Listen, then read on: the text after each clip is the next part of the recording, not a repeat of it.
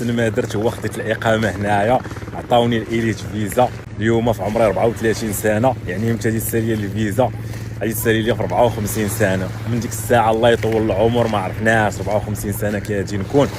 كل ما كتبغي شي حاجه بزاف ما كتوصلش ليها.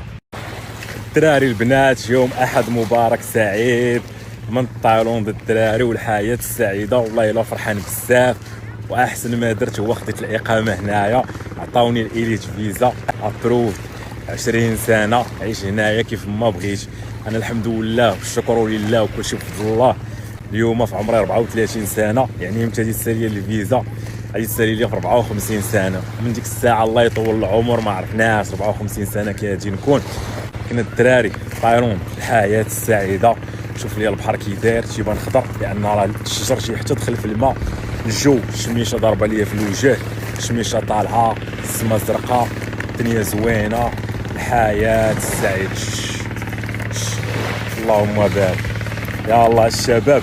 لحد شويه ديال الراحه الانسان يخرج يضرب شي دويره في البحر، واثنين عاوتاني العوده للعمل وبالتوفيق للجميع. الدراري البنات الا بغيتي دير شي حاجه في الحياه وديما كندوي لكم بلي زيكزوم، خاصك تخبر شويه من صحابك، تخبر شويه من داكشي اللي انت جالس فيه وعايش فيه. في هذا الكارتي هذا هنايا في تايلاند كنت خبرت 4 سنين واصله ل5 سنين ديال الخدمه، مريح سد على راسك، عطاها القرايه، عطاها السبور وديها في راسك وخدم على راسك.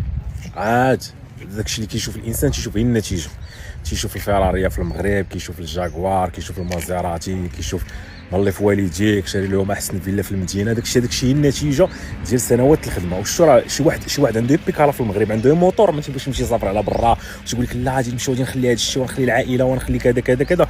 داكشي كامل سامح فيه في المغرب. علاش؟ واخا يكون عندك واحد الارتباط بالماده، على اكثر كيرتبط بالماده وملي كترتبط بالماده ما تيعطيهاش لك الله. كتكون ضاربه في الحيطه فيراريه سامح فيها، مازيراتي كلشي سامح فيه ومريح هنايا. صراحه عشت عام ونص في المغرب، داز زوين داز واعر. حاجه وحده اللي خسرت في المغرب هي صحتي، كنت غلاضي مع بيان سور معروض في الفطور الثاني، الغدا الثاني، وكاسكروط والعشاء الثاني، فهمتي. مع الحمد لله فهمتي عندي دراري صحابي بزاف تيعرض كذا وما تقدرش تخسر لهم، وبالتالي وصلت ل 124 كيلو. صافي فاش قلت خصني نخوي المغرب عاوتاني ونمشي نخدم على راسي، وجيت الحمد لله هنايا. دابا راني نزلت ل 90 كيلو. وراه المشكل ماشي في المغرب، المشكل فيا انايا. على حقيقتاش كان خاصني نلقى السيستيم باش نهاندلي داكشي. فشلت في المحاوله ديال نعيش في المغرب المره الاولى، ولكن ان شاء الله راني راجع رمضان، ولكن ناوي ان شاء الله ندوز رمضان واحد الشهر من ورا رمضان وعاوتاني نرجع هنايا. على حقيقتاش تبعاني الخدمه، وصراحه هنا في الخدمه كنعطي وحتى في السبور كنعطي. ونرجعوا الرساله الاولى هي ما تركزش في الماديات بزاف وما ترتبطش بالماده، وحقر كل ما كتبغي شي حاجه بزاف ما كتوصلش ليها.